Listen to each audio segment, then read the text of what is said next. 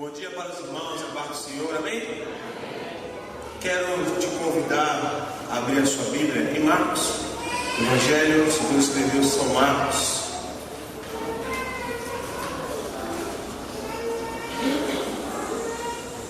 Marcos, capítulo 1.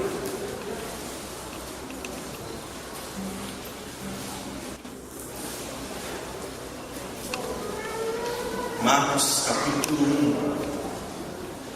1. Eu lembro que quando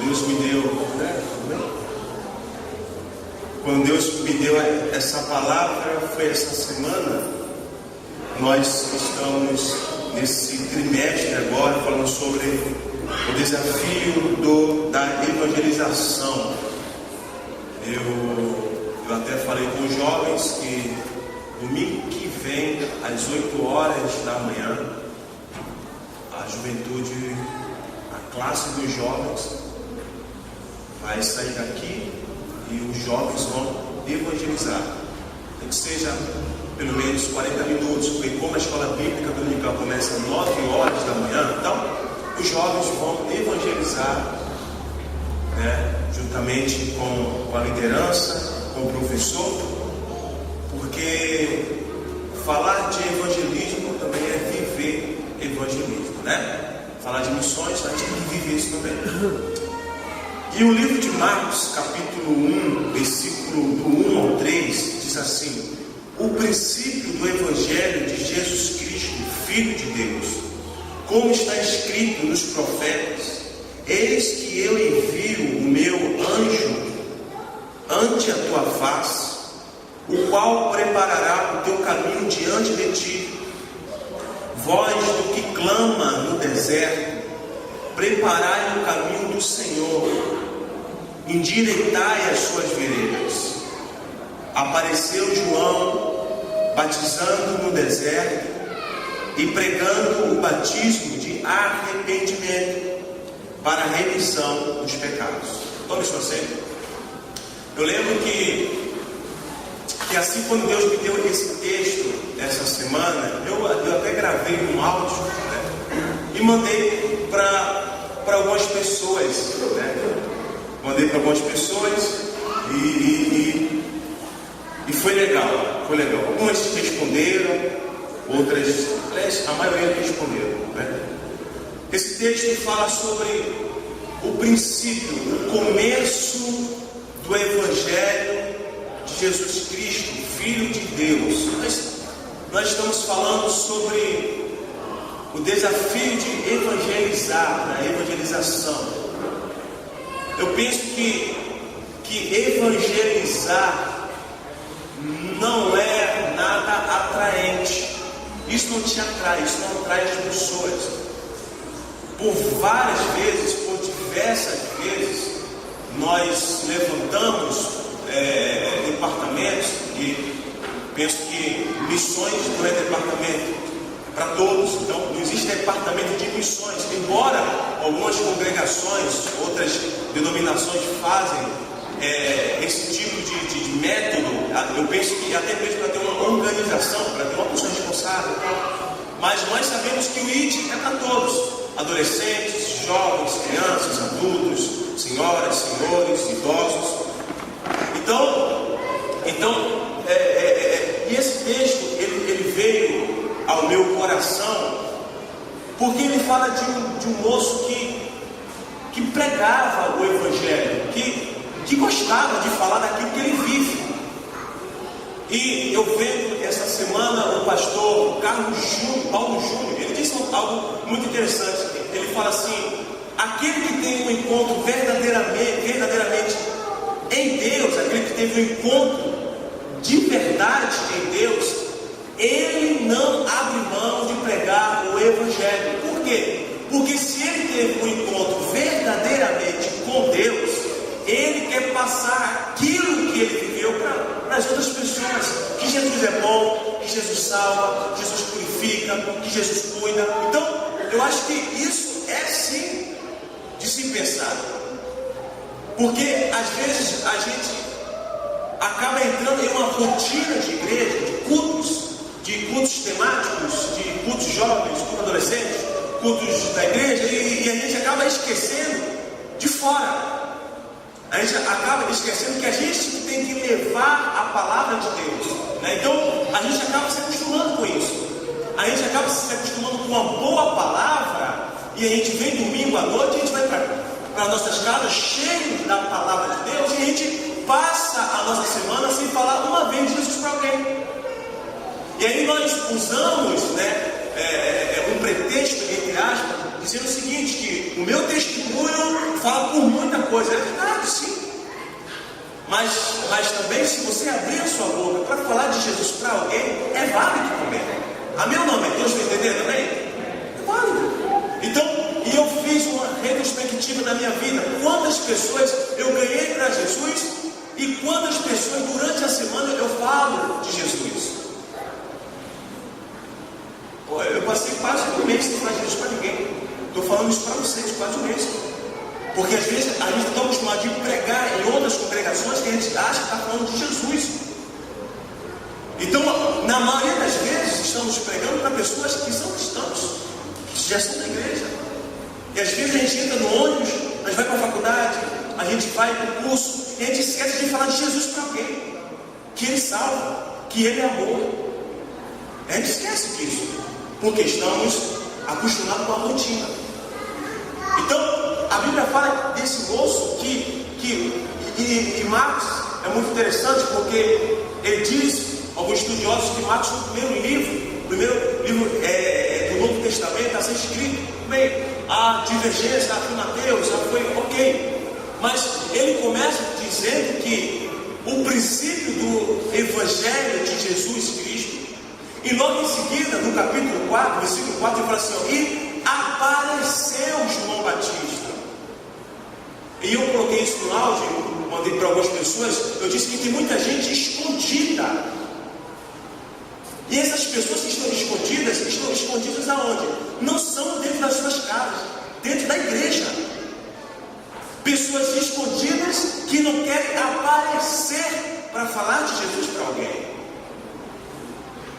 Por quê? Porque muitas vezes, se a gente não tiver o cuidado, o culto que a gente faz durante o dia, durante a semana, isso atrapalha a igreja de crescer. Porque a gente não quer mais aparecer para as pessoas que precisam ouvir Deus falar. Isso é verdade. Então, a Bíblia fala que apareceu João Batista. Tem muita gente escondida. Tem muita gente que tem o potencial de falar de Jesus para alguém, mas que está escondida. E que precisa aparecer. Cara, tu precisa aparecer. Nós precisamos aparecer. Então quando a Bíblia fala que apareceu João Batista batizando no deserto e pregando o batismo de arrependimento. E aí a gente entra, irmãos, em uma linha teológica, porque agora a teologia da prosperidade, a teologia da cura, a teologia do milagre. Porém, João Batista, ele está pregando uma teologia de arrependimento. O reino de Deus não funciona. O reino de Deus não anda com milagres. O reino de Deus não anda com prosperidade. O reino de Deus não anda com conquistas. O reino de Deus funciona com arrependimento. É isso que a gente tem que entender. Mas ter uma conquista é muito bom. É muito bom a gente ser curado. A minha sogra está doente e a gente ora ao Senhor para que ela seja curada. Mas antes dela ser curada, Deus me deu um texto que fala de um jovem que ele se aproxima de Jesus, em Lucas. Ele se aproxima de Jesus e fala assim: Jesus, se tu quiseres, pode me purificar. Ele poderia dizer: Jesus, se tu quiseres, tu pode me curar. Mas ele vai muito mais além do que isso. Porque só os puros que poderiam entrar no templo do Senhor, não os curados.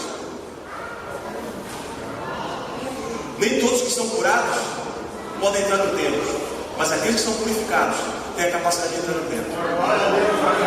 Então isso fala de relacionamento. Ele vai muito mais além da cura e fala: Senhor, antes de eu ser curado, eu vou ser purificado. Porque não adianta eu ser curado da lepra e não ter a oportunidade de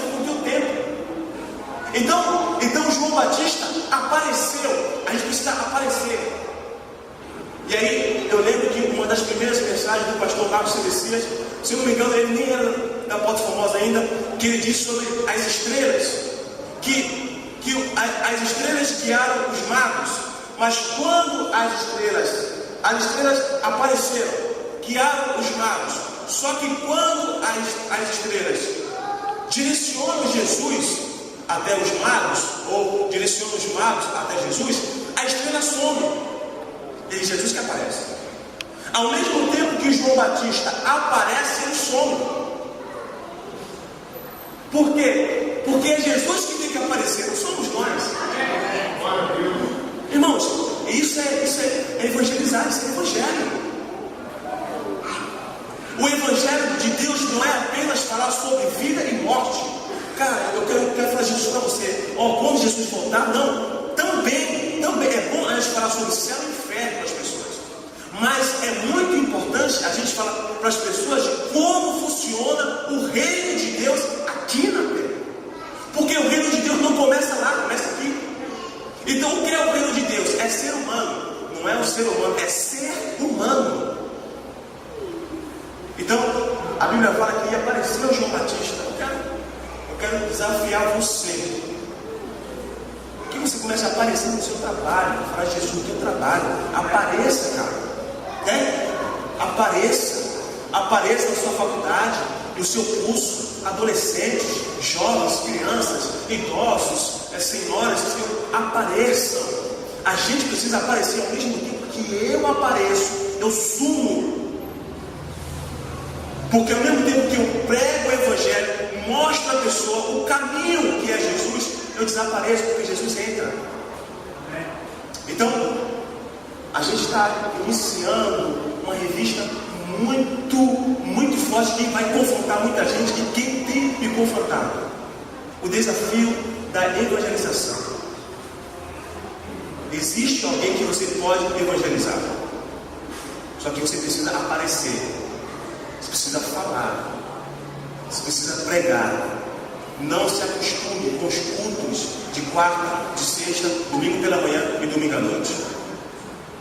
A gente precisa aparecer e pregar Jesus.